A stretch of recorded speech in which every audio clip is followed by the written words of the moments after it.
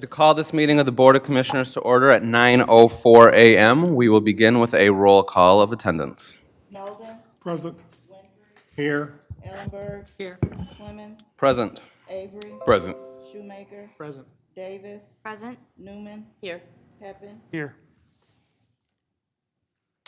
We have a quorum. At this time, I will lead the body in an invocation, followed by the pledge to the flag.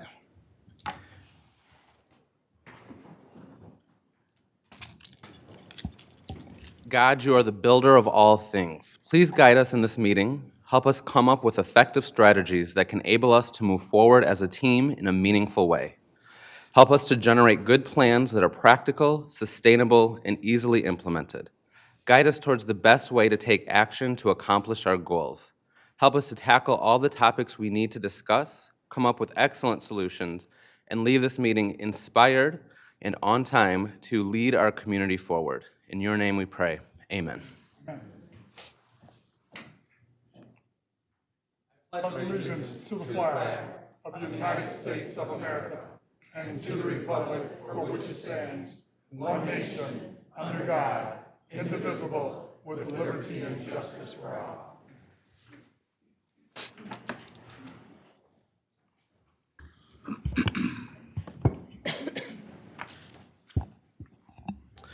Next on the agenda is the approval of the draft minutes from the February 16th board meeting. Support. It has been moved and supported. Are there any changes or additions to the minutes? Seeing none, all those in favor of approving this week's minutes, please signify by saying aye. Aye. Are there any opposed? The minutes are approved. Next on the agenda is public address to the board. Any member of the public wishing to address the board can do so now. You will have 2 minutes to speak. We ask that you start by lining up here to my right, your left. Again, we ask that you please keep your comments professional with no personal attacks, and we ask the audience to please sustain any demonstration of support or opposition until after that person's 2 minutes has been completed to not distract those folks. When you come up, we ask that you please state your name and city of residence, and at that time, your 2 minutes will begin.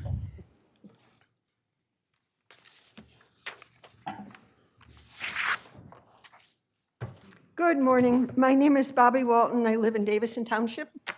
I'm a member of the Committee for School Board Integrity, and some of us are here today to address you about issues related to the recent petition to recall Matt Smith that was on the ballot, or was petitions that were being passed out. Last night, as I watched and heard our president speak, he reminded us that the most precious right that we have is the right to vote. And that reminded me that when a person signs the right to vote, somebody has a right to look at that signature and decide whether you are who you say you are, whether it's the person at the polling place or the person receiving your absentee ballot. 30% of the people who voted in the Texas primary last night, who voted early, had their votes discarded because probably of that one thing. And I heard that in one case, a woman had registered with a driver's license 30 years ago that is no longer the driver's license that she holds, and the only one they had on record was her old one, therefore her vote was discarded. Looking at this from the First Amendment right of the citizens to petition their government for redress of grievances, I was appalled when two of our elected officials held a press conference saying that those of us who wanted them to justify the decisions they made in rejecting over 400 petition signatures of valid registered voters, that they had to justify those with records and processes and procedures and the kinds of things that we depend upon to make the government accountable. If the government is not held accountable to the citizens, then the citizens don't have a right to petition for a redress of grievances. And so I'm going to ask you today to exercise your right as the Board of Commissioners to require that our county clerk come before you with a Thank you. Your report time is up. on how this was handled in his office. Thank you. Thank you.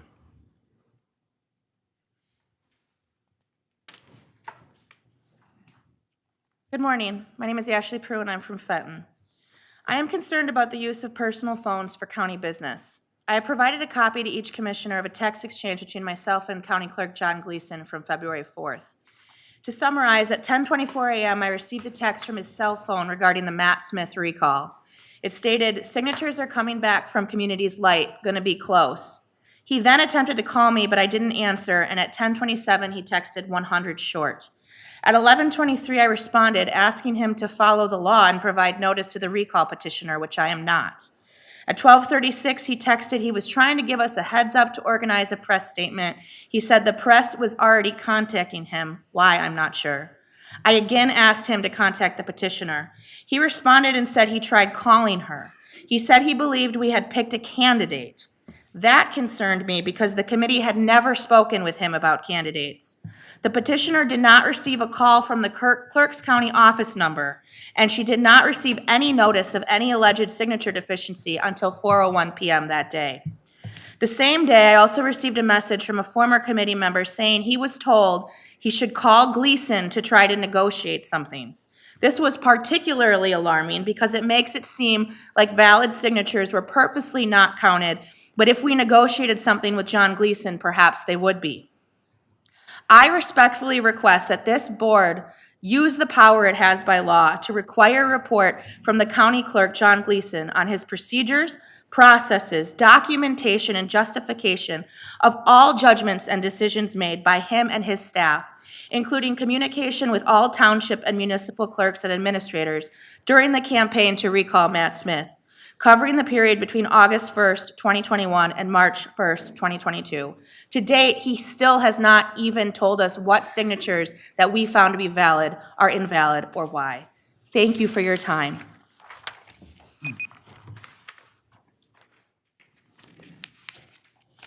Good morning. I'm April Brown I'm the Executive Director at AdvisaCare, Home Health and Hospice. I'm here today to talk about the auto reform that happened in 2019 and how it has affected many of your constituents and industries, small businesses going out of business, clients, caregivers without jobs.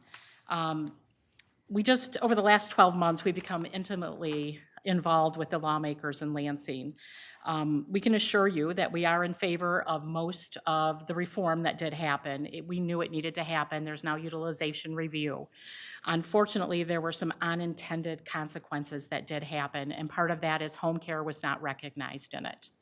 To give you an example, what we are reimbursed is now between $14 and $18 an hour. That is what we pay our caregivers to work in the homes of the catastrophically injured. Our hopes is that this board can help support us with a resolution to send to the lawmakers in Lansing. We have 10 other counties that have already adopted resolutions. I've brought copies of those for you. If you'd love to look at them afterwards, I'd love to share them. Phil Green currently has a bill. It's House Bill 5698. That would be a solution. It's defaulting to like Medicare payment, VA payment, workman's comp payment, so that home care is recognized. These are reimbursements that have happened for the decades, so they're already tried and true. Sorry, I'm all over the place this morning. There's some big myths that if there is a resolution or reform to the reform, make it a little better, that our auto insurance will go up. That is not true. There's $28 billion in the fund right now. That's the fund that everyone's getting that $400 back from in May, correct? It's not going to change that. That money's already allocated. I know a lot of people had that fear, oh my goodness, if we change it, we're not going to get our money back. But I just want to thank you all. I know my time is up. Your time is up. And our clients, your neighbors are counting on you. Thank you.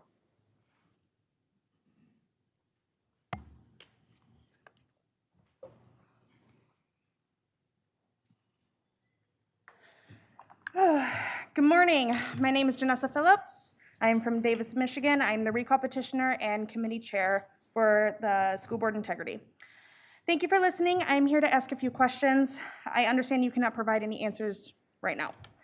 Initially, the county clerk told us that we were short 96 signatures. They rejected 436 filed signatures. The committee verified at least 221 valid signatures from the 436. At final count, according to the county clerk, the recall is still short 38 valid signatures. To date, we have not been provided with any explanation about which challenge signatures were valid or what the process was used to review the challenge signatures. Therefore, I have the following questions. What is the county's process and procedure for handling recall petitions? What is the process for a nominating petition? Who is in charge of making sure the clerks and supervisors of the different municipalities are trained on how to handle recall petitions? Are all municipalities required to follow the same process? How does the county handle FOIA requests? Who has a responsibility to oversee the FOIA requests?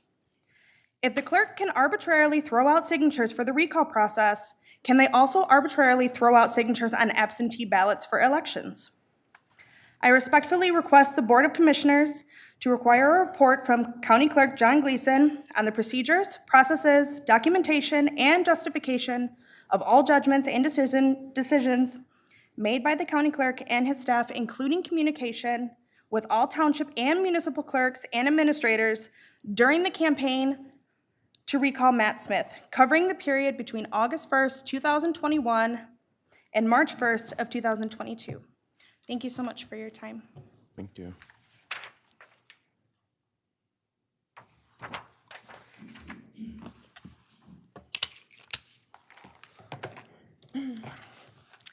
Good morning, Michelle Ryder, Grand Blanc. I came here to request clarification on the codes that were used to disqualify signatures in the Matt Smith recall effort. Specifically the codes NHS, not his or her signature, NR, not registered, and CD, can't determine.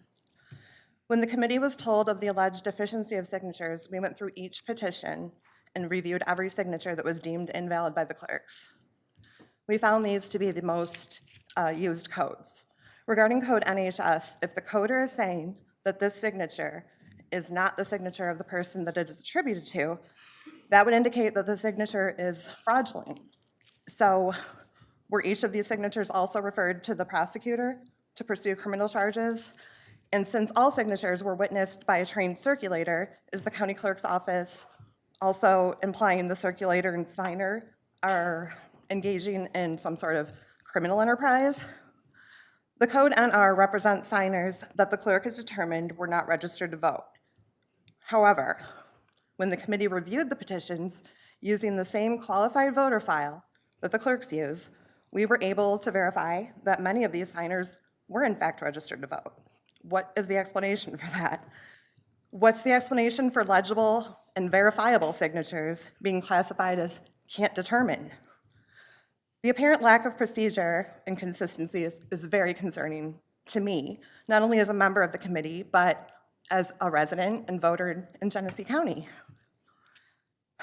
I respectfully request that the Board of Commissioners require a report from County Clerk John Gleason on procedures, processes, documentation, and justification of all judgments and decisions made by the county clerk and his staff, including communication with all township and municipal clerks, administrators, during the campaign to recall Matt Smith, covering the period between August 1st, 2021 and March 1st, 2022. Thank you. Your time has expired.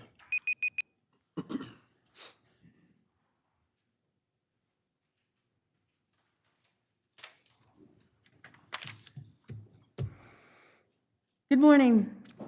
I'm Kathleen Lage, and I'm a resident of Fenton, Michigan.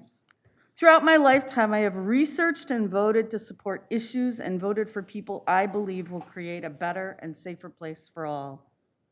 My expectation is that when we elect, appoint, or hire public servants, part of their job should be a thorough understanding of administrative law so they can uphold the voted upon decisions of their constituents. We expect them to follow the rules, processes, procedures, regulations, and laws put in place to make sure we, the people, are represented fairly and accurately. Public servants must show their work and explain how a decision was made. Sometimes that requires that laws or regulations be accurately cited.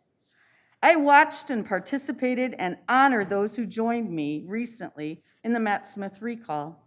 Work was checked, double-checked, and reviewed.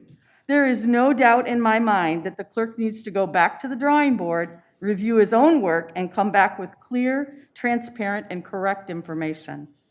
I respectfully request that the Board of Commissioners require a report from County Clerk John Gleason on the procedures, the processes, the documentation, and justification of all judgments and decisions made by the county clerk and his staff, including the communication with all township and municipal clerks and administrators during the campaign to recall Matt Smith, covering the period between August 1st, 2021 and March 1st, 2022. I respectfully thank you for listening, and please support your constituents.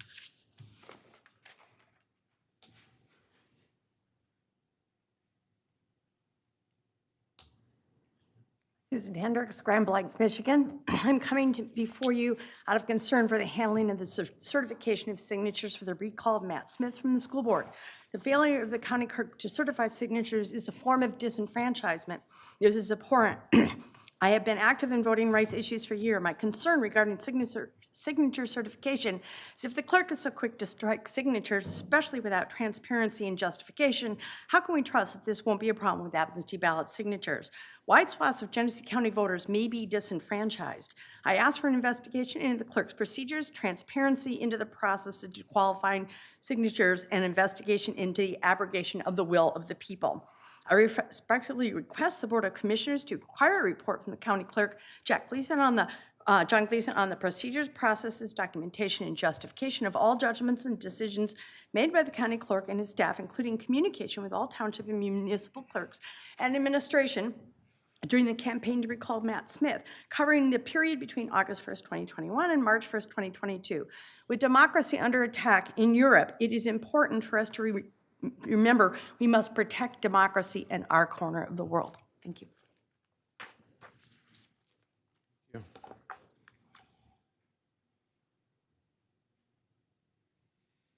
Hello, my name is Christy Groce. I live in Davison, Michigan. I am also here with Advisacare. I'm an executive director for them. And we're here just to bring awareness and to plead with you to adopt a resolution to the auto reform that was this past July. As April alluded to, we are for the reform. It was needed, but there was some things that were tagged on at the end that were missed. There are people that require caregivers to go into their home on a daily basis to care for them to survive. And when you are having the insurance companies reimburse us for our caregivers at the rate of $14 to $18 an hour, companies like ours are bleeding money, and we have to discharge a lot of your constituents in Genesee County because we can't afford to take care of them anymore. Their lives are at stake for this. Family members are having to quit jobs to take care of them. And if you guys have not reviewed this and seen the repercussions that it has called for them, I just urge you to please look into it and educate yourselves on this that happened. We have resolutions that multiple other counties have adopted, and we're just requesting that we be placed on the agenda for you guys to review those. We did bring copies with us if you guys would like copies so that you can review of the resolutions that other counties have adopted. Thank you so much. Thank you.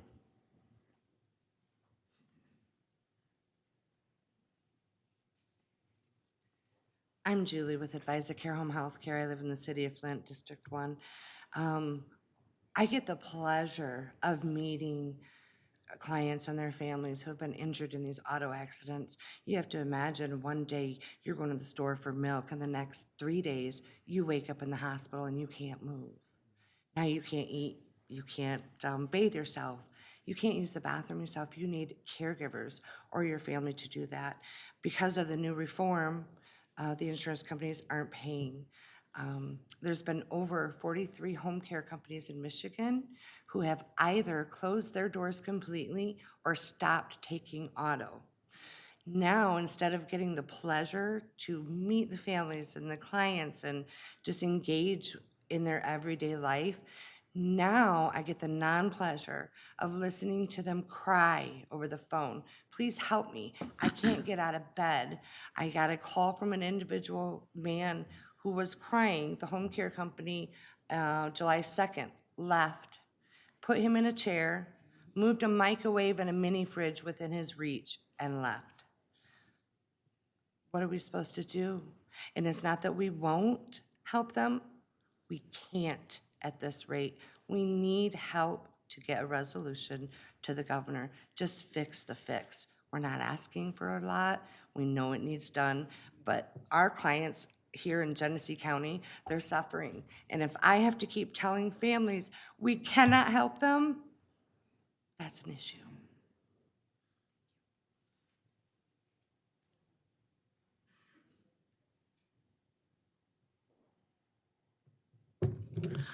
Hi, Michelle Sharon, Grand Blanc. So I wasn't going to speak on that, but I'm here at every meeting, and I watch you guys throw money left and right out the door to things that don't matter. What about the people? The people matter. You want to buy $150,000 dishwashers? $200,000 dishwashers, I don't remember exactly what it was for the county jail. Let the prisoners wash their dishes, for crying out loud. There's dying people, that's one. For two, the recall for Matt Smith, the votes were counted, they were recounted. When's it gonna end? These people are walking around in tribes trying to call out school board members and this, that, and the other thing. Enough is enough. Stop wasting all the money. Again, more money wasted on nonsense. Mr. Layton, I dropped off some paperwork to you. I asked you to review it. I've yet to hear from you. So you can contact me. You have my number. Your secretary has my number. Your secretary also has Leonard's number. We appreciate a call back from you. That's extremely important for our community. We expect an investigation, and we are not going to stop. We will not stop. This is all ridiculous, you guys. It's all ridiculous. All these Democrats going after the Republicans. What happened to one nation under God? And then you got the Freemasons working with children. They know who they are. I'm not stopping there either. I will fight for every child. I will fight for these satanic worshiping Thank you. Your time has expired. cultures. It's ridiculous. It's all ridiculous, and you guys need to look into it. This board needs to be replaced. Thank you. And I Your will time fight has to have that expired. done too. Thank you.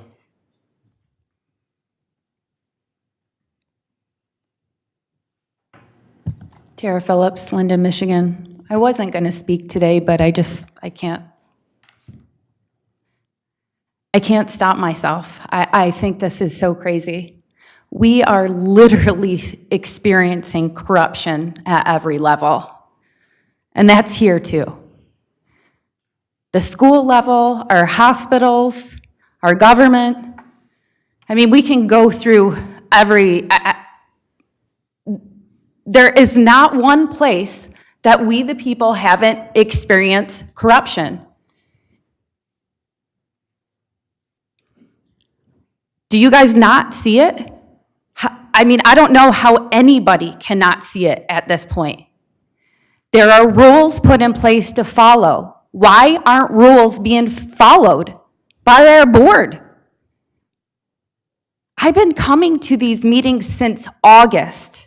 I've learned so much about our government. I've been going to school board meetings since August, health department meetings since August.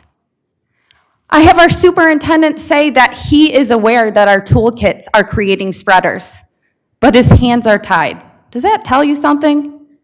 Why is he not fighting? What is holding our superintendent and our school boards back for them not to fight?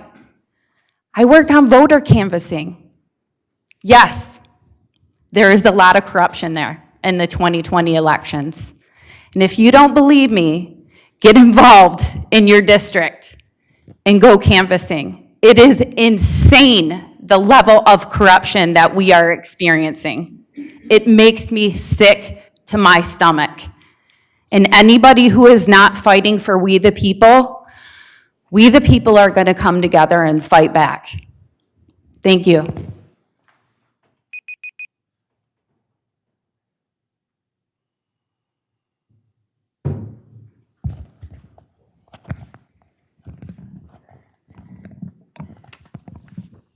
Brenda Haenel, Vienna Township. Many people have been coming here wondering why school districts are doing things the way they are. Well, here it is. The American Rescue Plan Act that was signed March 22nd, 21 for ESSER funds, for school funds. The first requirement clarifies that there must be a plan included on how it will maintain health and safety. And it also says that it's required to follow CDC safety recommendations, including universal and correct wearing of masks, modifying facilities to allow physical distancing, hand washing, respiratory etiquette, cleaning and maintaining healthy facilities, including improving ventilation, contact tracing in combination with isolation and quarantine, in collaboration with state and local departments, diagnostic, screening, testing efforts to provide vaccination to school communities. Well, what's the incentive to follow this? It's a lot of money. So for Genesee County, Clio, $2.7 million, Davison, $3.4 million, Flushing, $2.9 million, Mount Morris, $5.0 million, Beecher, $8.8 million, Fenton, $1.4 million, Grand Blanc, $4.4 million, Swartz Creek, $2.9 million, Carmen Ainsworth, $2.6 million, City of Flint, $41.9 million, City of Saginaw, $29.1 million, and Detroit Public Community District is $406.1 million. So school districts are interested in going through and violating the Constitution, the Bill of Rights, state constitution, Bill of Rights for the states, civil rights laws for the state, the color of law under federal law, and they're willing to break the law and to promote child abuse, all for money. This comes down to greed and greed only. Thank you. Thank you.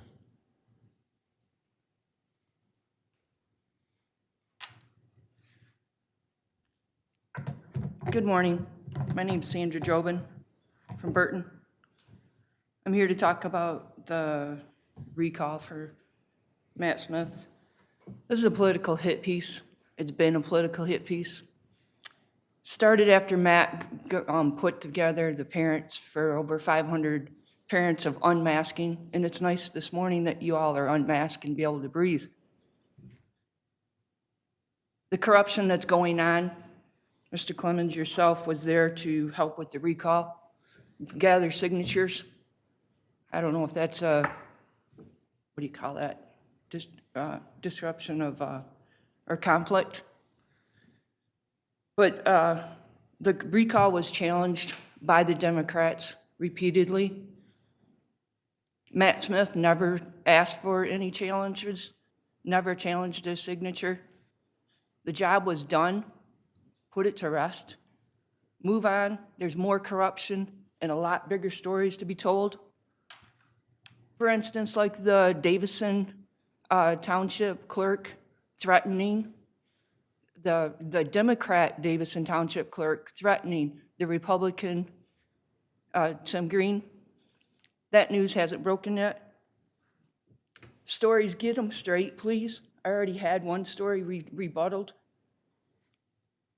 taken down because the media itself is corrupt. Where does it stop? Where does it stop? The truckers are on their way to fight for our freedom. This world is crazy right now. The school board integrity, they need to look in their own backyard and figure out how integrity they are before they start calling out everyone else, because they have rap sheets a mile long. Time is up. Thank you. Thank you.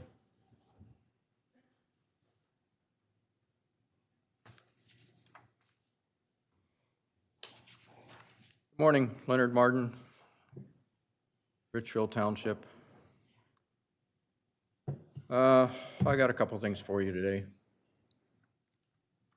First is all this, why we are all here consistently is because you've lost the confidence of our vote. We had 500 people up here, organized by Matthew Smith, waking up people about what's going on. Why do we have to mask people? It's ridiculous. The masks don't help, it's been proven.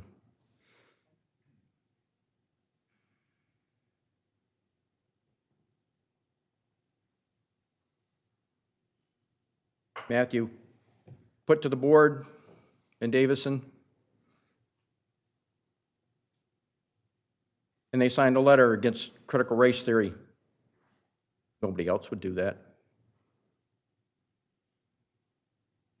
And a little bit of points of interest. Mr. Gleason and this board don't really have to do an investigation. The process for recall is documented by law. Matthew didn't contest anything, but this minority group of people that have a political vendetta did. The clerks did their job. Mr. Gleason totaled it up, and he made a report. It's over. Let it rest. The process has been fulfilled. Thank you. Thank you.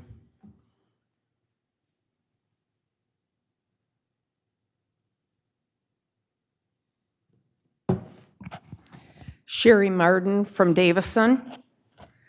I'd like to ask a couple of questions, and then I have a couple comments. Why did the chairman of the Genesee County Board of Commission from Flint Township circulate signatures of a Davison School Board member? And why was the Democrat Party chair doing the same? Doesn't this tell us that this is a political, basically a political witch hunt? It's time to focus on business at hand and not the continued politics. Not one signature was challenged. I believe that the process went the way that it should have. It needs to be done and over with. We need to move on, okay? I would ask the community to start looking into this committee, the School Board Integrity Committee, and find out exactly how much integrity they actually have. Some of the things that I've heard about this committee, they have no integrity. So I think that we need to start taking a look there. Second of all, I would really, really like to say that I thank these ladies that showed up today bringing up a very critical issue, which is the care of our citizens and the care that they are not getting due to the changes in the law considering the auto accidents, okay? I am a nurse. I know they're not getting care. People have been getting crappy care for a long time. The nurses have been fighting desperately. This is a desperate situation and really seriously needs your attention immediately. I appreciate that these women showed up and brought that to the floor. Thank you. Thank you.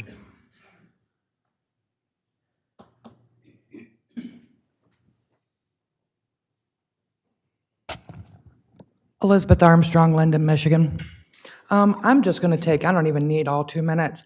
I would like to understand the article that was written on February 24th, where Gleason accuses county of covering up allegations against former county board chairman. I would like to know when we're going to discuss that, because I do think that needs to be discussed. And I also think that maybe if somebody has a different type of insurance than other board members, I think that might need to be discussed too. And so I want to know when we're going to deal with the crap here, because this is like hot flaming garbage. Thanks.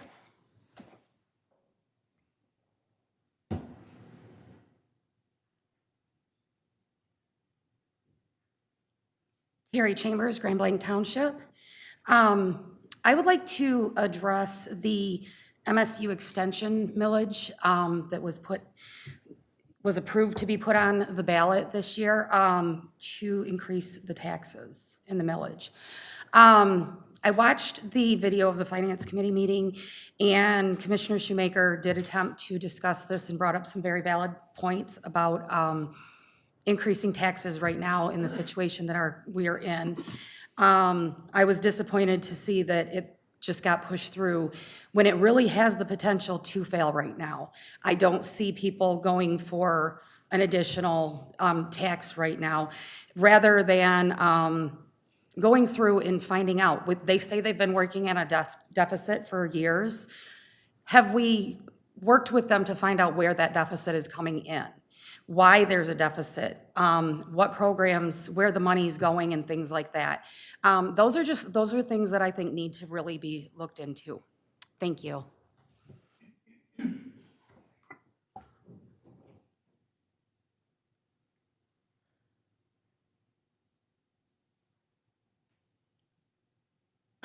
Richard Wagenlander, Flushing.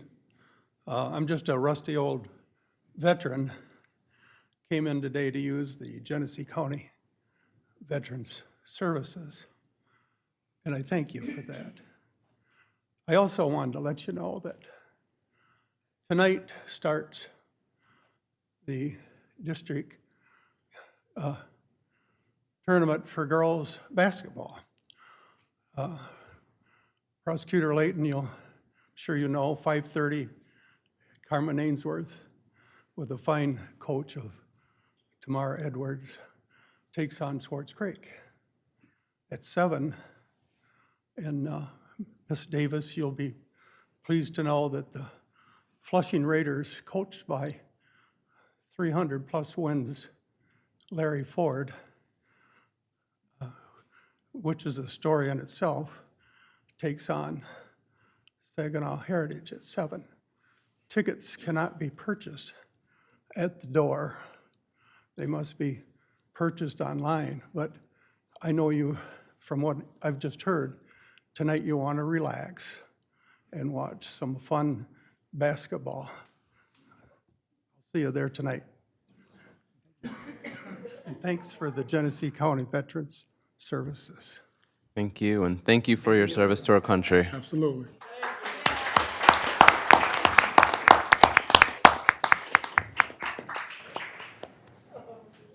Good morning, Leslie Raleigh, Davison Township.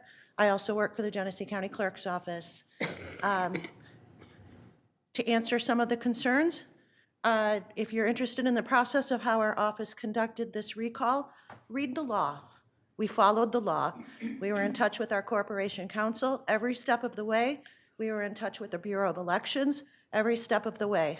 The county clerk's office did not throw out one signature. That is not our job to do per the law. Those go to the local clerks. They evaluate and validate the signatures. The law doesn't even say that we have to take challenges from the petitioner, only from the officer who the recall is sought.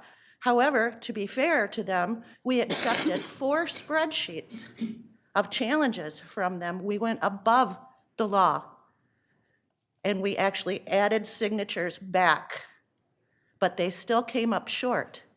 The final determination is made. It's over. Matt Smith's name is not going to be on the recall ballot. Thank you. Is there any other member of the public wishing to address the body? Morning, Steve Dawes, Mundy Township. You know, when I was growing up as a kid, we used to go to fire drills, school, tornado drills. Now our kids go to active shooter drills. So imagine a situation, a day and time, where we have these school shootings and these nonsense going around our communities, but yet there's a school board member that can threaten people's dogs, and we're fighting over a recall. We ought to be fighting over getting this guy removed. He's on a school board directing our children. That's the absurd part about this. It isn't about Democrats, Republicans, for crying out loud. If this was any other county, there'd be all kinds of nonsense going on over a situation like this. Now, talking about the recall, my concern about the recall is the county clerk. Not about the fine people that work for the county clerk. They are great people, great community activists in our community. You folks in here voted unanimously to do an investigation on John Gleason and how he treats his people. And I hope that investigation continues on, not only to the people that work there, to the people that have left there, that have left the lower paying jobs because of how they're treated. A person that admittedly does illegal marriages comes back and threatens people to change the documents. So I ask all these fine people behind me, and I ask all of you, do you really feel confident that your most personal documents, your marriage license, your CPL license, your deed for your property, how about your birth certificate, are they safe? Or because you're doing a recall, is somebody now behind the closed doors changing all your documents so someday you might need them and they're not there? Thank you. Is there any other member of the public wishing to address the board? Any other public comment? Seeing none, public comment is now closed.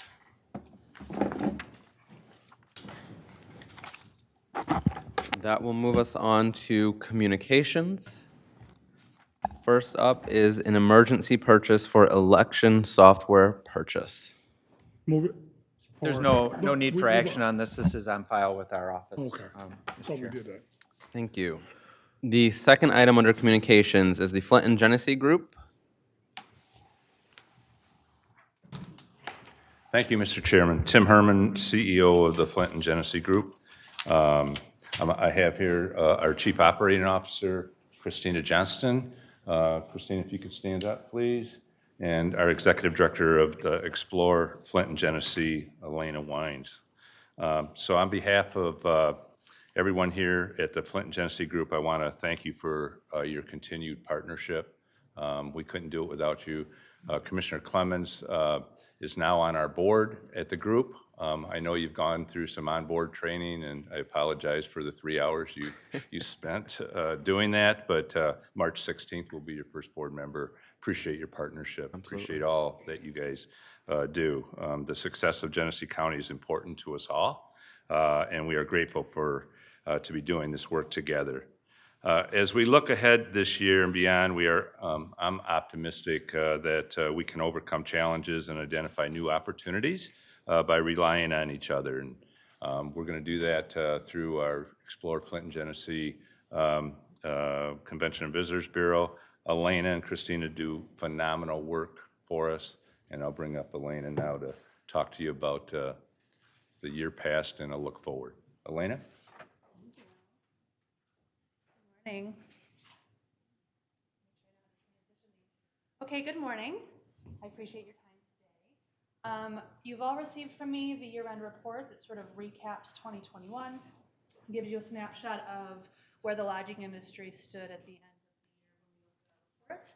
This will be a little bit of a summary of that, but what I want to spend some time today doing is looking ahead and look at some projections for what we think might be coming for tourism here in the county and some ideas of things that we can do together. So what you'll see from me today is some data around where tourism stands now, what we know and are learning about visitor behaviors and trends. I'm sure none of you will be surprised to hear that the way people travel has changed since COVID, and we will continue to watch to see how that evolves. And then we'll take a look at what's next. So we'll start with this chart. You've seen this in your report. There's a lot here. What I want to draw your attention to is just that this is a list of our key metrics that we take a look at when we're looking at lodging specifically. There's some data here around how many people are staying in our hotels, how much revenue is being brought in because of that. But what I want to draw your attention to most specifically is that if you look at this column all the way over to the right, this is the first time in a while that we've seen numbers in green, which means that each of these has gone up percentage-wise from the year before. So 2021, as we hoped and expected, we saw more visitors coming into Genesee County and staying in our hotels. To break that down a little bit more and to give you some context, we'll take a look at a couple of these individually. This is our hotel occupancy rates. So if you look to the far right, you'll see 2021's number. We were at 52.7% hotel occupancy. We do a lot of looking at 2019 as sort of a benchmark for what travel looked like before COVID. You'll see we're not too far off. We had a pretty significant dip in 2020, and we're on our way back up. So this is good news. This is a chart that takes a look at our supply and demand. The orange line at the bottom is the demand of our hotel rooms. So as the line looked in the last chart with hotel occupancy, this is bouncing back up toward where we want it to be. And actually what's notable here to me is that in 2021, the demand was actually higher by just a little bit than it was in 2019. Average daily rate. This is on average how much our county hotels are charging per room, per night, and that's a pretty big spike. The average daily rate in 2021 was $80.91, which was higher than what the average daily rate was in 2019. And the last chart I have for you on this is a snapshot of the overall hotel revenue that was reported to our travel data agency, and this was also higher in 2021 than it was in 2019. We'll talk a little bit about why that might be. Some things we know about traveling in this market and every market is that there's a lot of uncertainty. We are not unique in that.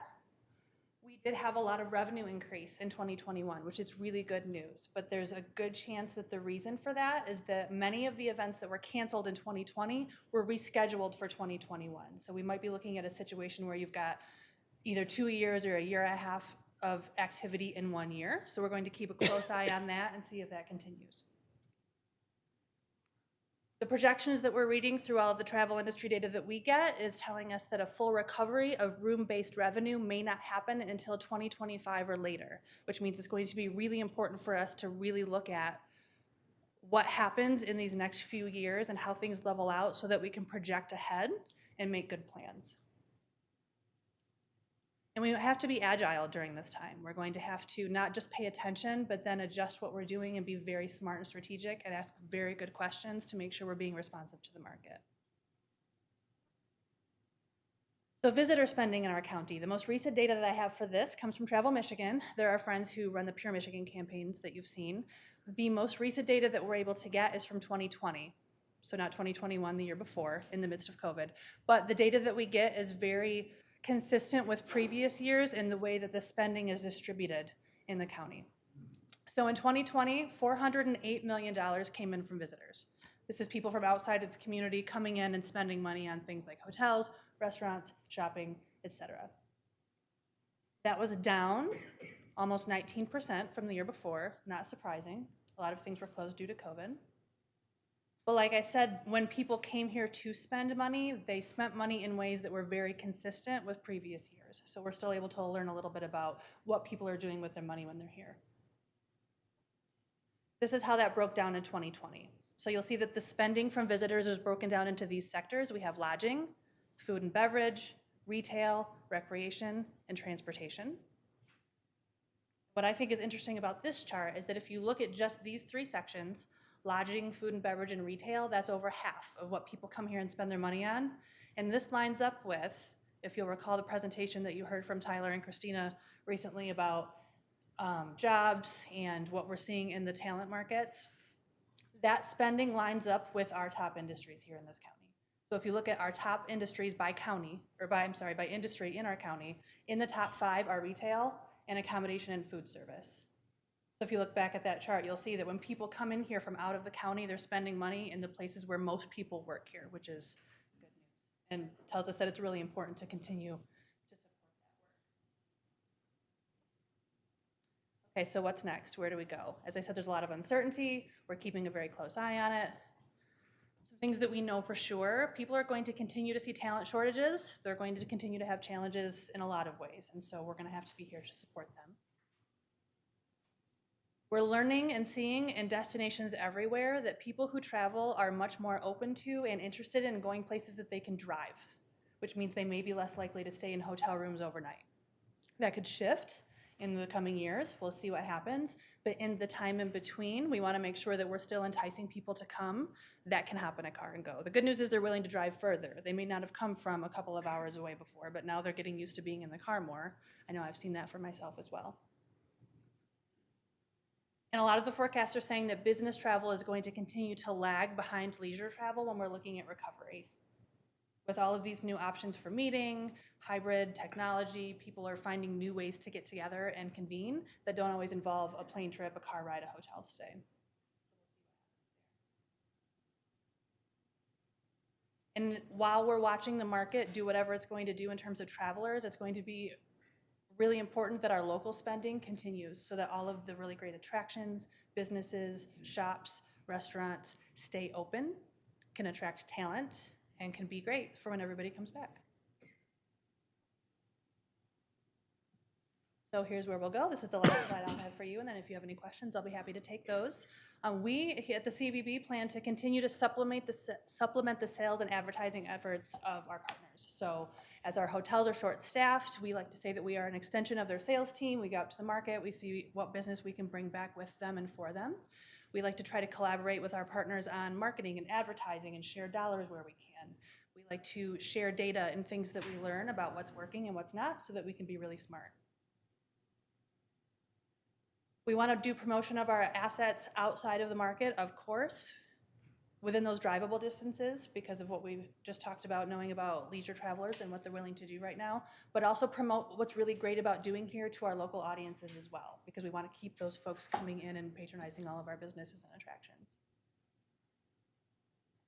And we want to pay very close attention to what happens in the next few years and share what we learn. So that means as we learn, we share with you. Hopefully as you all learn and our partners learn, they'll share with us. One really great example of that is the feasibility study that we've been talking about to see what kinds of new markets and new business we might be able to bring in through facilities and other activities.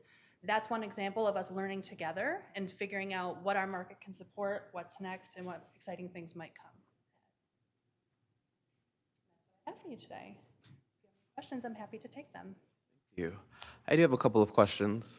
So first, within the trends that you're showing and the slow comeback that's coming, do you know or do we have data on if we're seeing the same trends at the same rate as other CVBs, other communities? Are we ahead or behind? We are ahead in some ways, but I'm going to give you some context. So we are a destination that, if you were to compare to other maybe traditional travel destinations, never saw as high of an occupancy in our hotels that maybe like a Traverse City would have seen, or like a Petoskey or a Denver would have seen. So when we hit that dip in 2020, it wasn't as significant. It wasn't as big of a difference from the high to the low. It's creeping back up at a pretty steady pace in comparison, but we didn't have as far to travel either, if that makes sense. We've seen from some of our partners, like in Detroit, some of the other more urban destinations, that they've been slower to bounce back than the Traverse Cities of the world. Traverse City had probably its best year ever last year, and they're doing just great. If we could get a couple wineries, we'd be in really good shape. I'd say that over time, and this isn't the first crisis we've weathered as a community either, so if you look back at things that we've gone through in the past, the same was true then, where the dips and the rises, we're more in the middle, so we've got less ground to cover when we recover. So within that, do we know where, when people are coming to Genesee County and staying in hotels, where are they coming from? Are they coming from out of state, specific regions of the country, specific regions of the state even?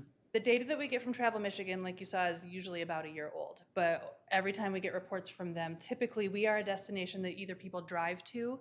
It's a lot of in-state travel. It's a lot of people coming here either for work, for meetings, or coming here for things that they were going to come do, not necessarily as a vacation, but because they're here for a wedding, they're here for an event, they're here for something that they do every year that's tradition. The trick is to figure out what they're doing while they're here and how we find them as they're making their decisions about where they go next. Is there a certain time of year that we see the highest occupancy, generally? As you would expect, summer and early fall are real big in Genesee County. I mean, if you look at August alone, we have a ton that happens that brings in outside visitors. The time of year that we're in right now is traditionally pretty slow. This quarter has been better than last quarter, as you might expect, because we're continuing to tick back up. one of the things that we try to keep an eye on is in these slow periods of the year, what can we do to help supplement the business that wouldn't be happening anyway? So like wedding season, hotels are sold out. They don't need our help during wedding season. They don't have enough rooms as it is. But in the Januaries and the Februaries and the Marches, who can we be bringing here? And that's a good example of when sports is really big for the community. Perfect. Commissioner Nolden? Yeah, what are we doing to kind of counteract the Holodome closing? Right now, we're keeping an eye on it. So we've had conversations with folks there. We've been talking with people in Mundy Township. We've been doing as much as we can to learn about what's happening next and what resources are available for them. I believe that the owners there are aware of many opportunities and doing a lot of research into what support that there might be available. But in a case like that, some of it we just kind of have to wait and see where their business goes. Because I know that was one venue that a lot of people use for large events. Absolutely. It's the biggest convention space that we have that's attached to a hotel. So as we're watching what happens, that's another example of something we have to keep a close eye on and then see how we're going to adjust. Is that something that, I guess going forward, we as a county might want to look at other spaces where we might be able to have something like that, or? I think that's a really good question and something that is worth talking about more. Yeah. That space has been one that's been very successful in bringing in large events, having traditional conventions where people are staying there on site. As we see what happens with them in the future, are there other opportunities to do that in other spaces? Do things new in that space? We'll have to wait and see. And be creative in the meantime. Thank you. Yeah, the thing that comes to mind with me for that and maybe a standalone type convention center, I don't know if we have the traffic to support that, but my mind, working in Lansing is the Lansing Center and what they bring in, and maybe that's a potential that we can find a partnership to look on Well, in as the we're future. looking at potential feasibility studies or things that we want to learn about what our market can support, I had a question from a hotelier yesterday actually asking, is there any studies happening around convention space, and what about one there, and what about one there? We don't know is, I guess, the right answer to that question, but that's definitely something worth investigating, I think. Was Holiday Inn and then Genesis, are those the only two kind of larger convention Well, we've space got we Redress have? at Front Center downtown, which holds hundreds and hundreds of people. But when you're looking sometimes at conferences that want to have that on-site, I'm in my hotel room and then I hop in an elevator and I go downstairs for my meeting, Holiday Inn was really the one that met those needs. But the good news is we have a lot of really interesting, unique places to hold meetings and events otherwise, if we can get people to look at it just a little bit differently. Sure. Commissioner Ellenberg? Yes. How tightly are you working with the Capitol? I know like a few years ago, we went all the way to Grand Rapids because they have a theater there that basically looks just like our Capitol Theater. And I think, the venue there brings in some live entertainment of music, but I feel that, like the one I went to Grand Rapids was sold out. And it was sold out he was there for 3 days and it was sold out every day. And so I don't think we're pulling like a group in. I don't know if the chamber works tightly with the Capitol. We don't work with them in terms of programming to determine who they're going to bring or what they're going to show, but they've been picking up steam too, and we work really hard to make sure that we get the word out as best that we can. And the thing that's really great for us is that the pictures in there are beautiful. The video footage of that place is also beautiful. So as we're talking about not just things to come and do here that are great, but unique meeting solutions for if you can't have your traditional boring meeting in a conference center with your hotel room attached. Maybe you want to have a really beautiful plenary session in this historic theater that's just a walking distance from a hotel right downtown. And, plus the fact that, I just read lately that, we had a horror movie that was filmed in Flint, so what do you think our industry is like for our area here for the theater, for the movie industry? Is there something that they would come in? It looks like some of them might be. I don't know. Some of that, I think that's definitely outside of my area of expertise, but I know that incentives in some communities will bring people places to make films because it's economical to do so. I'd like to think we have some really great backdrops in lots of different kinds of settings all over the county. You want parks, we got them. You want city, we got it. You want art, we got it. Okay. All right. Thank you. Is there any other? Commissioner Shoemaker? I just have one question through the chair. We spoke of events and the fact that lack of events have kind of caused our drop in hotel. Lack of lots of things, yes. Yep. Are there any events in the future you see coming or things that are in process of coming that would help us increase those numbers? Yeah, there's some groups that are planning to come that are actually a little outside of what I would have normally, so there's one group that does geocaching events. I don't know how familiar any of you are with geocaching, but like my 12-year-old has this app on his phone constantly where you basically are looking at a map and it tells you places you can go within a space to go find like games and prizes and rewards. And we've got this really big group of geocachers coming, and we're working with the parks to plot out that space in Genesee County as one example. We've had new conventions like the Tattoo Convention pop up that's using Dorp Federal space. That's a new one that we think will be growing.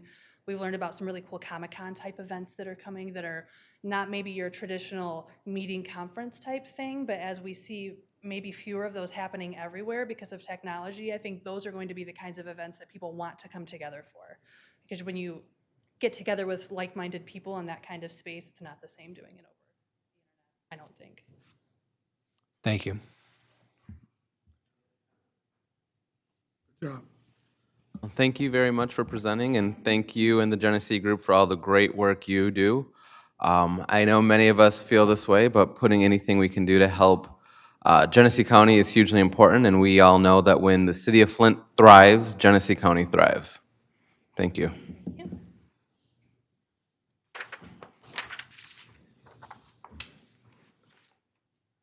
Next on our agenda takes us to reports. Board of Commissioners, item 1, Resolution 22-119, approval of a contract between Genesee County and the Teamsters 214 Park Maintenance. It's been moved and supported. Is there any discussion? Commissioner Shoemaker. Thank you, Mr. Chair. I was wondering if we could have this explained to us, if there's any differences between the contracts this board has approved recently, or if it's the same.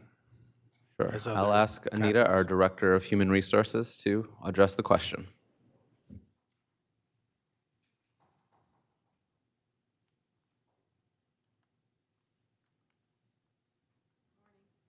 Morning. This follows the same pattern as the previous contracts you've seen. Commissioner Shoemaker. So there are dollars being used in this, and I'll ask you in the POAM one also. The ARPA dollars, is that what you, yes, there. Thank you. Any further discussion? Seeing none, all those in favor of this item? Aye. Are there any opposed? Nay. The motion is adopted. Item 2, Resolution 22-146, approval of a contract between Genesee County and the Police Officers Association of Michigan. It's been moved and supported. Is there any discussion? Commissioner Shoemaker. Thank you, Mr. Chair. My thought on this, and I just want to make sure everyone understands where I'm coming from, is we've used ARPA dollars actually, as far as this is my opinion, unfairly, maybe unjustly, to actually, I don't want to say bribe, but maybe that's the best word, our union members actually into signing these contracts. Time will tell if this is a fair practice or a just practice, but as for all of our contracts, as long as this was in them, I will be a no and continue to be a no. So thank you. Thank you. Any other discussion? Seeing none, all those in favor, please signify by saying aye. Aye. Aye. Are there any opposed? Nay. The motion is adopted. Section B, Community and Economic Development, Chairperson Meredith Davis. Do you have any report? None at this time. Thank you. Section C, the Finance Committee, Chairperson Gary Peppin. Thank you, Mr. Chair. I'd like to move 1 through 11. Support. It has been moved and supported to move items 1 through 11. Is there any discussion on items 1 through 11? Make sure everyone has an opportunity to look through all 11. Mr. Chair, if we Commissioner can Ellenberg. pull 11 so we can have some discussion on that. All right. Is that okay with the motion maker and the seconder? Yes. All right. Item 11 has been pulled. Is there any other things to be removed? All right. Seeing none, the motion on the table is to move items 1 through 10. Any discussion on items 1 through 10?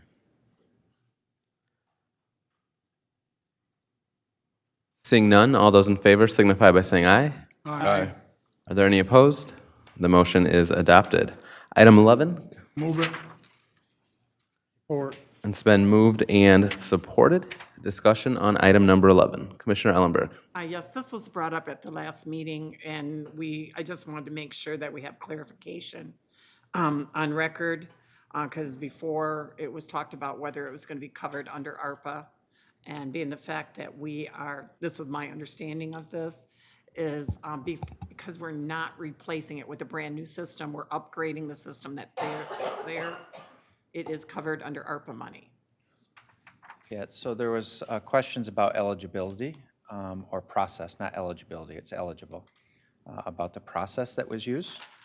And Crystal Simpson, who's our CFO, can probably speak to that better than I can, but I can tell you just at a higher level that it was reviewed, and we are comfortable with where we are with it now, and the process that we went through.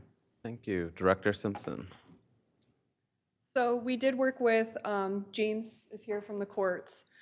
We got a letter from the vendor that they only allow one specific vendor to do those upgrades. Since they're not going out and purchasing a full-blown new system, they don't have to go through the full-blown procurement policy. They are able to use it as the sole source provider, so if we were audited, we would be able to support that. Okay, all right, thank you, Crystal. Sure. Any other discussion? Commissioner Shoemaker. So, thank you, Mr. Chair, and this is my question to the chair or whomever. Because we already used this system, we did not have to go out, and we did not go out and procure any other bids? I will refer that to Director Simpson. Correct. Commissioner Shoemaker. That's $1 million almost.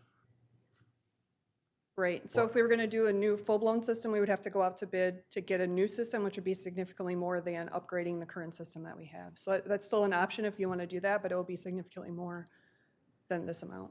Commissioner Shoemaker. So, I'm trying to understand this. You cannot have anyone else upgrade this system. This particular one, no. So it's like buying Apple products, basically, is that correct? Because you can't add an Apple to let's say just what we have here, a ThinkPad. Is that the way I understand it? Yeah, so Commissioner, it would be similar to having a Windows 7 computer and you want to update it to a Windows 10. You're not going to go to another vendor because Windows, Microsoft is the sole source provider to upgrade your operating system. That's what we're doing here is we're upgrading our recording system that we currently use to the newer version. This version, I think, and maybe James can speak to when it was outdated or when they quit supporting it, but it's been a couple of years since they've sent us notice recently that it's end of life. They're not going to support it anymore. Is that correct? Yes, that is correct. We've received an end-of-life letter. This calendar year is the last year that they are supporting the system. Some of the equipment is already not being supported. Commissioner Shoemaker. Have we, and this is just because it's a lot of money, have we checked into what the cost of the other system and maybe its life expectancy is actually longer, so in the long run we'd be saving the county money?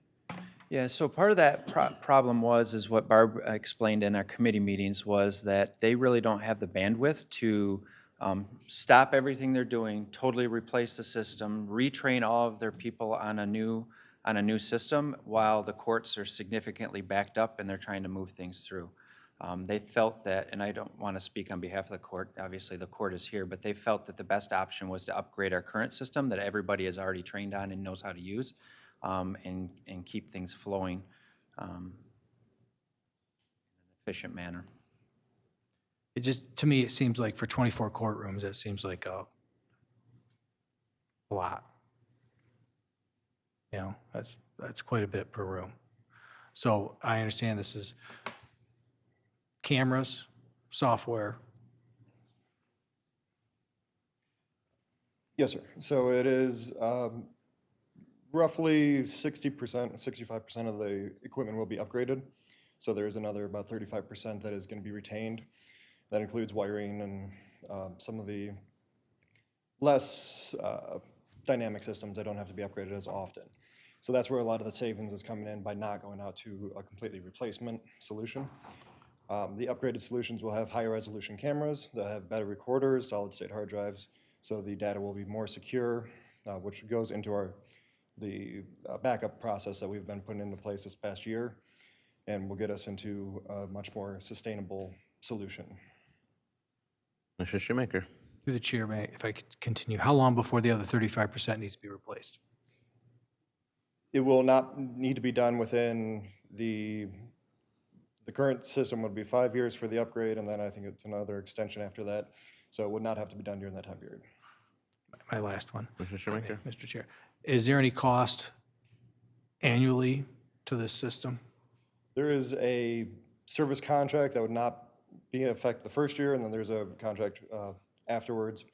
They will come out same day or next day if any issues do come up. I'm sorry. Go ahead. What's the cost of that contract? I do not have that in front of me, I apologize.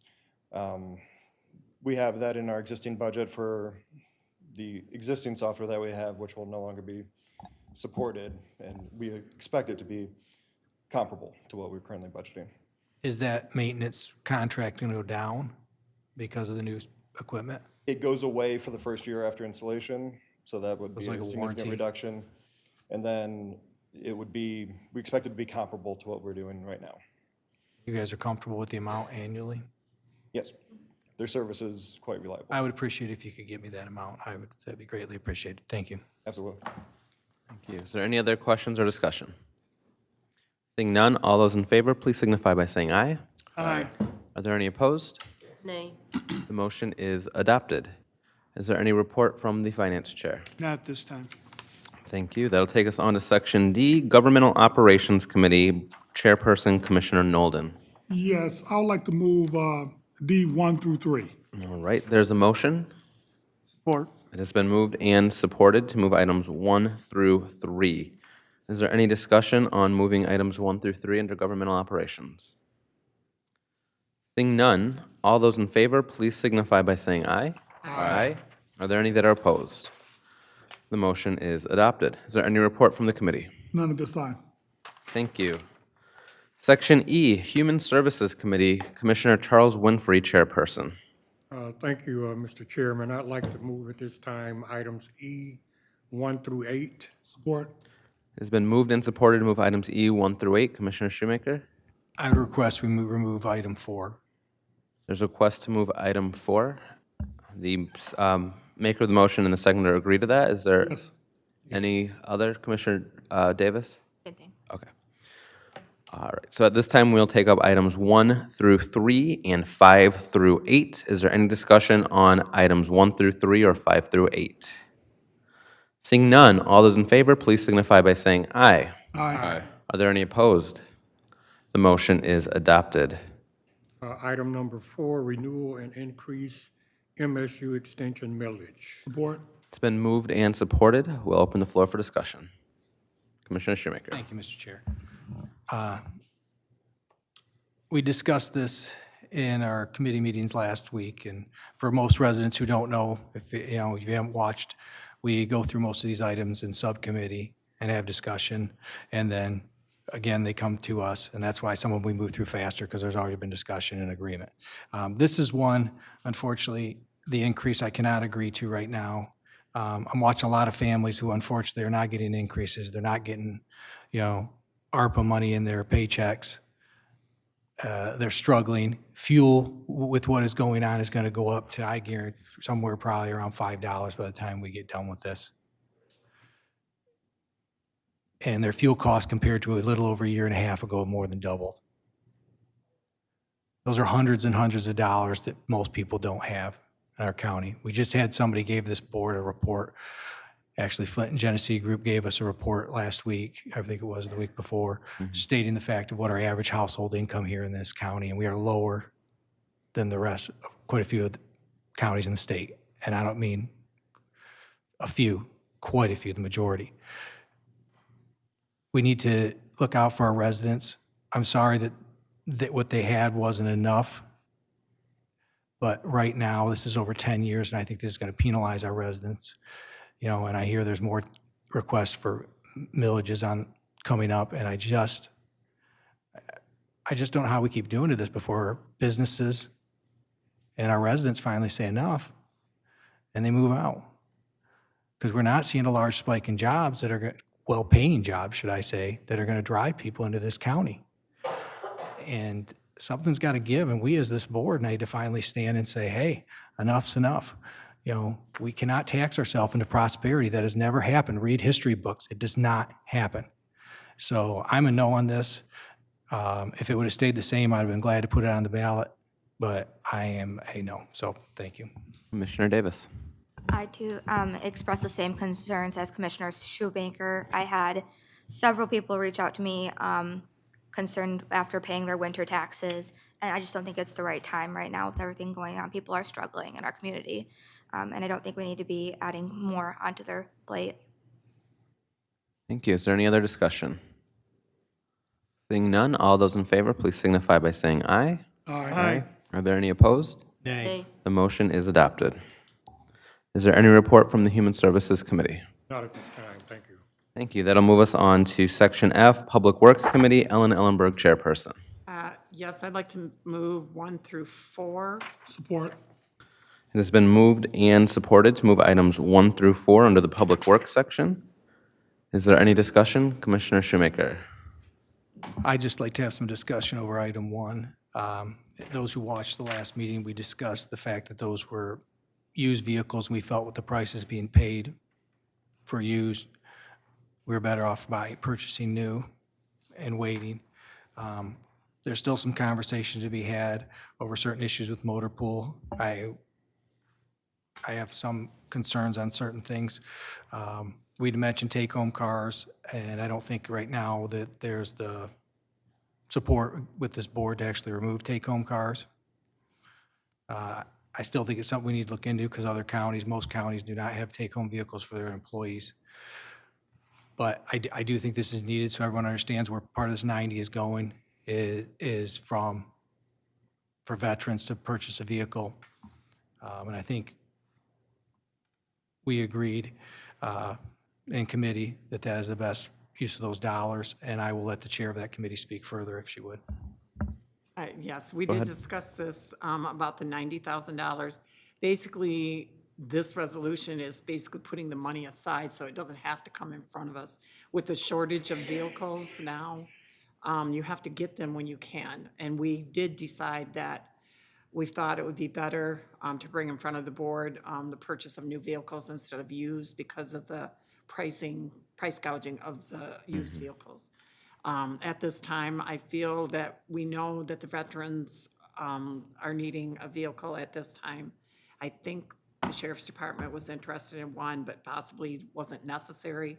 So the money will stay there if it's not necessary. So I am in approval of this to move forward on it. Perfect. Is there any other discussion?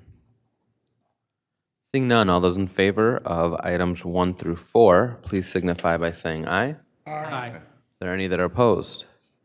The motion is adopted. Is there any report from the chair? Yes, Mr. Chair, yesterday we did have a meeting with Public Works, and we were talking about kind of the upgrading and some of the things that we're doing for the new building, and if Josh could update the rest of the commissioners, I would appreciate that. Yeah, I was planning on doing something on the 23rd when we bring Okay. a couple of resolutions. Just briefly, we did get our final space needs program from the architect yesterday, and we're going to meet with our departments again to kind of go over that. We've tried to meet with our departments at least twice, department heads, to find out what their needs are for the building, what their desires are, what their future thoughts are, to make sure that those are included in our design. So now that we have an understanding of total square footage for each department, our architect is going to start plugging those in on the floors to see who should be, adjacent to whom, and, what space we have on this floor compared to, the space that those departments need. So we're moving along. I have to remember that it was only about, 2 months ago that we actually signed for the building. I would like to be moving in next week, but it is a process. So I'll have a better update or a further, more in-depth update at our 23rd meeting. We are going to start bringing some contracts to start getting some of the renovation work moving. So We will be having subcommittee meetings for Public Works on the first Tuesday of every month so that we can keep updated on how the progress is going. Thank you. Perfect. Thank you. Anything else from the committee? Seeing none, Commissioner Shoemaker. I would just like to add that I've been known to be critical of employees at times, and that is true, but I would just like to say what a fine job Mr. Freeman and Mr. Bradshaw have done, and I'm very pleased with the work they're doing, so. Thank you. I would agree with that. As well as Ray Zankier, Director of Buildings and Grounds. There is nothing under unfinished business, nothing under new and miscellaneous business. Other business, Commissioner Shoemaker. Thank you, Mr. Chair. I have a couple things. I'd just like to say, I mean, we get public comment and we can't actually respond, and I understand the public's frustration. And I'd mentioned before actually having a meeting where we could have department heads and board members, and this is obviously not the facility for it, but maybe renting space like at the Capitol or something like that, that we could actually have residents come in and we could try to answer their questions that night, and if we couldn't, or afternoon, or whenever we chose to have it. And then if we couldn't get those questions answered, we would get those questions answered. I would like to put this in the chair's mind of actually laying a date out there that we could actually do such a thing. I think it would be very beneficial, because I understand their frustration. They come, it's, they can email us and hopefully we're getting back with them, but I think it'd be nice if we had the department heads there and, set some time aside for that. So I hope you would. If I may continue though, as far as public comment, I will say to people, as far as the clerk goes and the clerk's office, you can't have it both ways. You can't be happy when we're investigating him because he's done something he's been accused of. We don't know if he's done, let me be very clear. And then tell people that they're wrong when they have an issue also. Okay, because where there's smoke, there might be fire in another area. So I don't know what the process is moving forward to look into these people's complaint. Maybe we should meet with corporate counsel. I don't know if we can throw it in part of our investigation. But, I think this board, and I have always tried to pride myself on the fact is guess what? We need to throw the partisan side out and actually look at the fact is if there was something wrong, then great. Then we need to get into it, and that's our job. But I don't know what the level we can do that in, so I'd like to look. And if there's nothing, then great, the truth will come to light, and guess what? That'll be there. But for people to be upset and want something dropped and let people have an issue, how would they feel when it's theirs? Mm-hmm. And we have an obligation to look into this. If they think there was something going on. There are additional things that I don't know if I can discuss at this time, though, actual things being said to fellow commissioners here by a certain individual in office that I think are inappropriate. So as we move this investigation forward, I would like to know if we can add that to the investigation. Is that something that corporate counsel could tell me now, and we could? So I will refer that to corporate counsel. My understanding, based on the current scope of the ongoing investigation, it's on county policy and workplace culture, so I think it might need to be something separate, but I would refer to our corporate counsel. Well, my understanding is that you have, you formed a special committee under your rules and procedures, and that special committee was charged with the investigation of the various complaints that came across to members of this board. And that special committee then determined what the scope of that investigation was. That special committee then made the decision as to how that investigation would proceed. If the special committee wishes to expand the scope of the investigation, it certainly has that right under your rules to do that.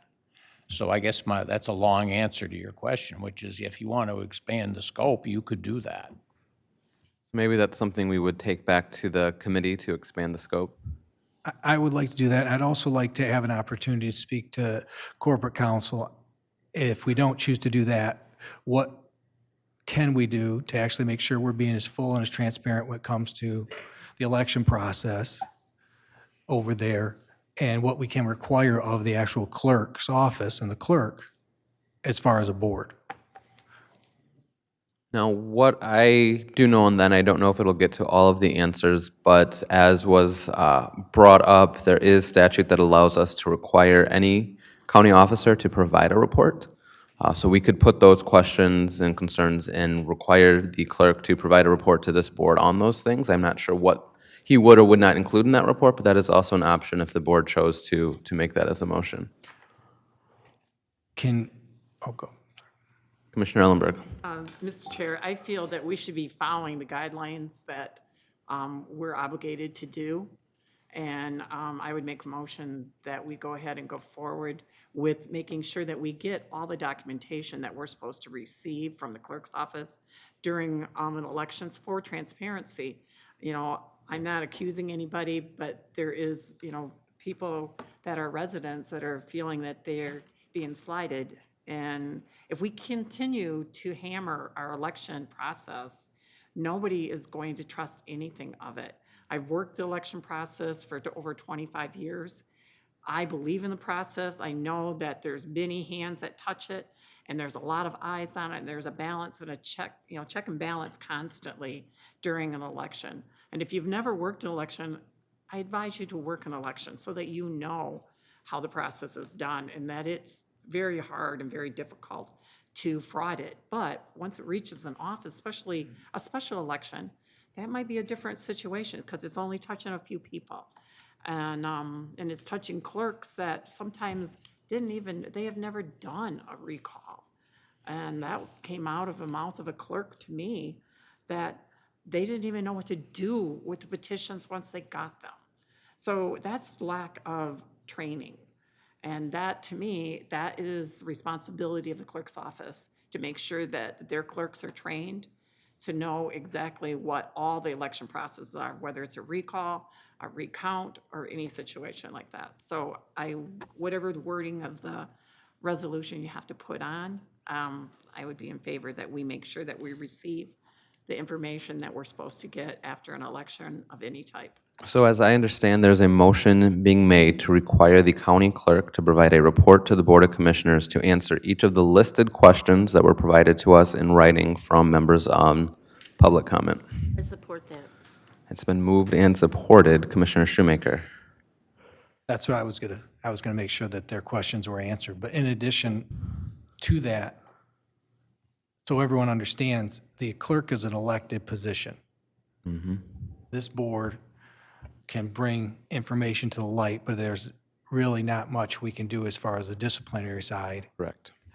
And maybe we could have corporate counsel actually create something telling what our actual rights are, and we could post that on the website just to show that, you know, what we can actually do with this, so people don't come in here and expecting us in public comment to be able to do more than we can with a co-elected.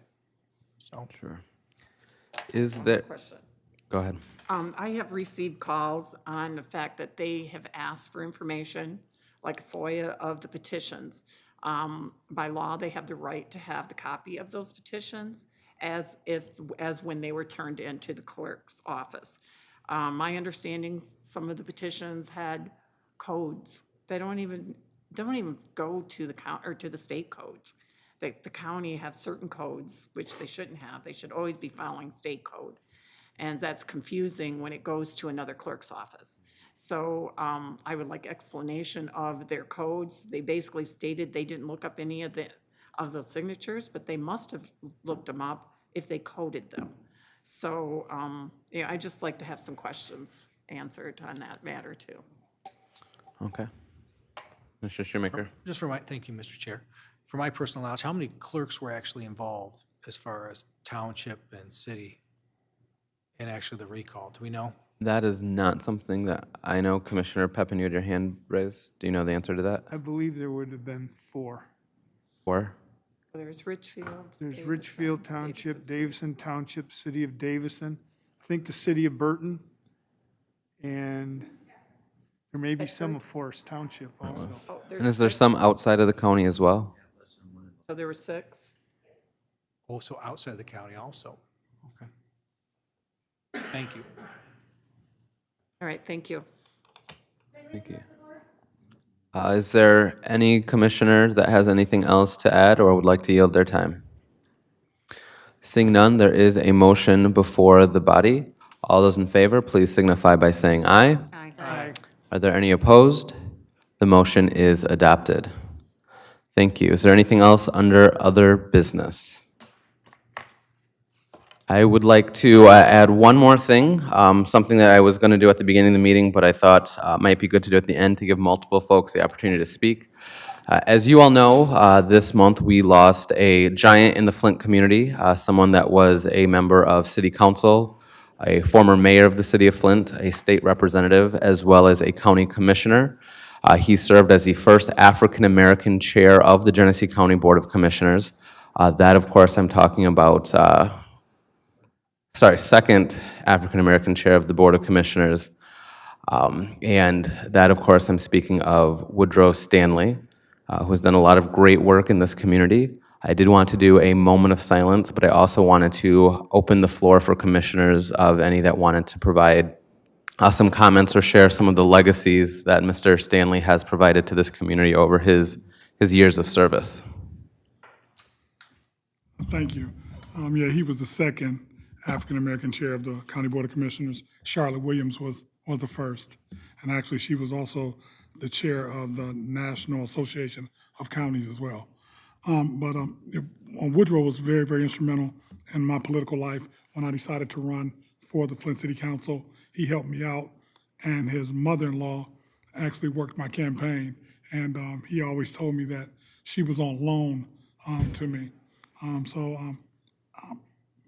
It was very tough for me the last couple of weeks as we had to deal with this because we would meet 4 times a year for breakfast. It was a group of guys, and I was the youngest of the group.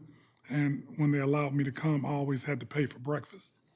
But I enjoyed being able to just, hear some of the wonderful stories and be able to just go to him for counsel for certain things, during my political life. He's going to be greatly missed, and he was a great person. Thank you. Thank you. Yeah, I was honored by the family to be able to speak at his funeral. Woodrow was my best friend. I'm in politics because my best friend was in politics. And I'm certainly gonna miss him. My heart goes out to Rita and Heather and Jazz and the rest of the family. Thank you. Is there anyone else that would like to share? Corporate Counsel Layton. Thank you. I knew Woodrow very, very well and for many years. And he will be missed. He and I didn't always see eye to eye, but he was always willing to listen and engage you in conversation about the issue. And I deeply respected him for that. When he ran for mayor of Flint, this was before I was in public office. I was a private practicing attorney, and I know Commissioner Winfrey's going to remember this.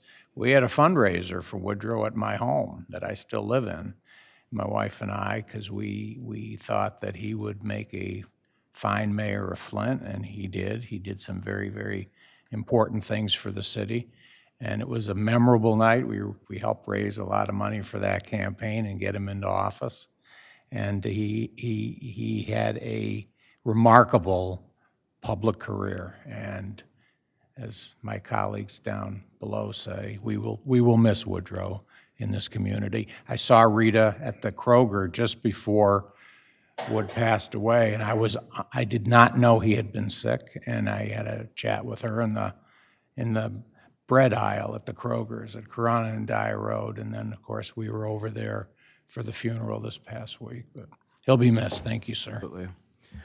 Being a little bit younger, I didn't get the opportunity to meet Woodrow until he was serving as our state representative. I actually was a student in 4-H at the time, participating in Capitol Experience when I first met him. We met in his office, he toured us the Capitol, and gave a lot of insight and advice, encouraged me to get involved with public policy, and I do attribute him as well as 4-H to getting me to where I'm at now. But one of the things that I remember is his unique take and understanding of the state legislator and how he taught me, as well as some of his staffers, Burton Brown, getting me involved in the legislative process and understanding things like why would a representative from the city of Flint be on the Natural Resource Committee, a committee that takes up deer hunting and takes up things like wild game and things like that. And the one thing that he told me, which really made me look at have to look at things from a bigger picture, is the Natural Resource Committee at that time was the committee that took up a lot of policies around firearms and guns, which was a big issue for our community here in Flint, and that is why he made sure he was always on that Natural Resource Committee, and really showing me that sometimes we have to look at things at a much broader perspective and a much broader light. With that, I would ask everyone on the board, as well as our members of the public, to please rise in a moment of silence in honor of the legacy of Woodrow Stanley.